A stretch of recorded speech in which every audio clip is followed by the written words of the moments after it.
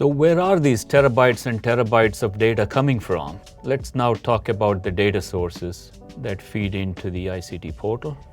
There are typically 5 large buckets or sources of data that feed into the ICT portal. The first piece of data source is a user terminal.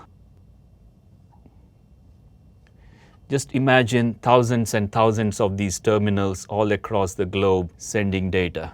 These thousands and thousands of terminals feed data either to a microwave network or to a satellite constellation. SES has its own GEO, which is geostationary Earth orbit. SES also has a MEO constellation, which is called medium Earth orbit. Or these thousands of these terminals could also be talking to a LEO constellation, which is low Earth orbit. There is a lot of data that can be collected by the ICT portal that is coming from the terminals. As you can imagine, these terminals have devices hooked up to them. They could be laptops or phones or video. All that data goes up to the satellite, and from the satellite coming down, it goes to what we call a teleport or a POP, point of presence. The teleport typically has a much bigger antenna or a terminal.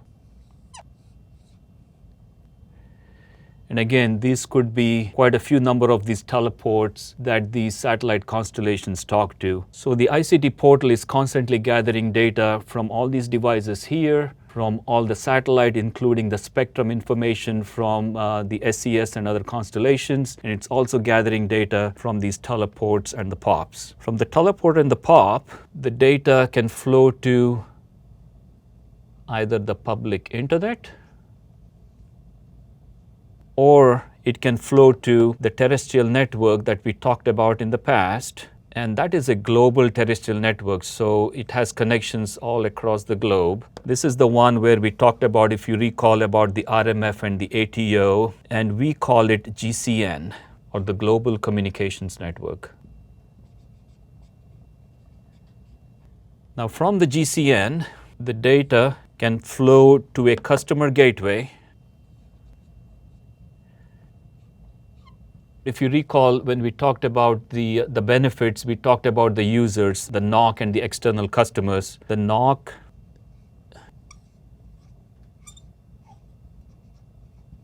would connect to the GCN to gather all the data from the ICT portal.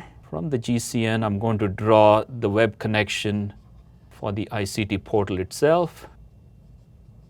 And then I'm also going to draw, as the last piece here, the external users that could be coming from the public internet to eventually talk to the ICT portal. As you can imagine, you have data collected from the devices here, from the terminals here, from the satellites here, from the teleports here, from the GCN here, and all that feeds into the cloud so that that data can be manipulated and then eventually displayed on the ICT portal. The final source of data could also be something like weather.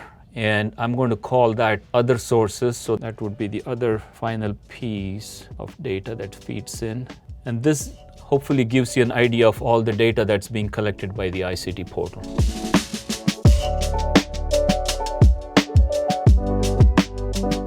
Let's now talk about some of the key features of the ICT portal.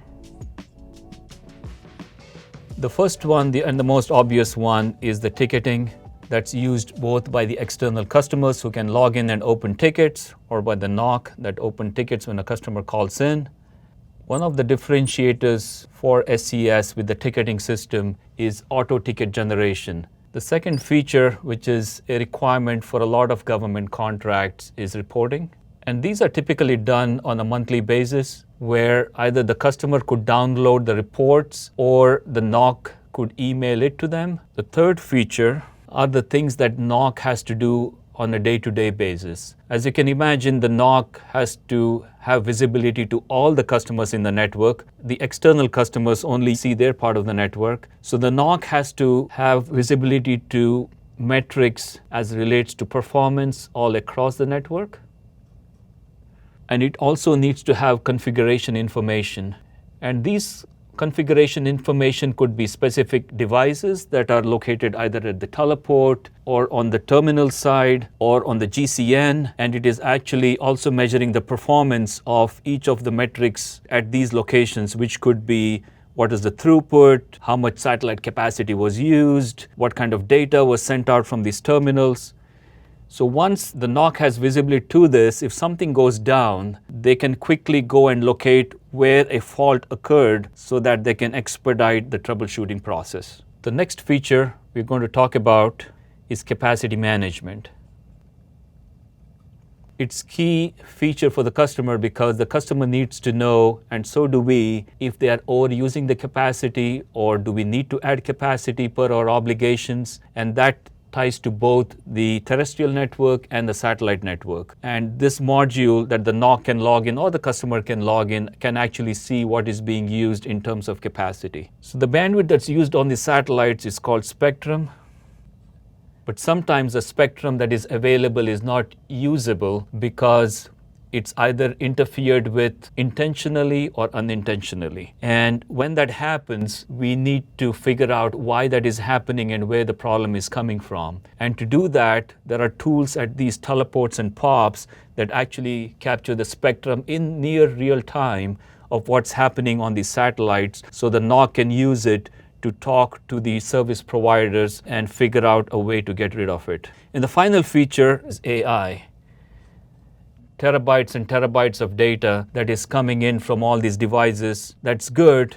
Other than using it for all these features and purposes, what else can you do with it? And that's where AI comes in. While there is data that is siloed from each of these boxes, which is good, what can you do and what intelligence can you gather when they're all tied in together? And the AI capability or the module that we have for each of the tools can do that. That way you can figure out if there is a pattern to the problem that is occurring over a period of time, and then predict how can you design the whole network better.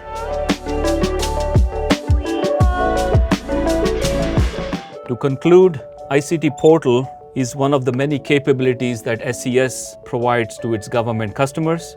Please feel free to visit the SES Space and Defense website to understand better about the products and capabilities that we offer.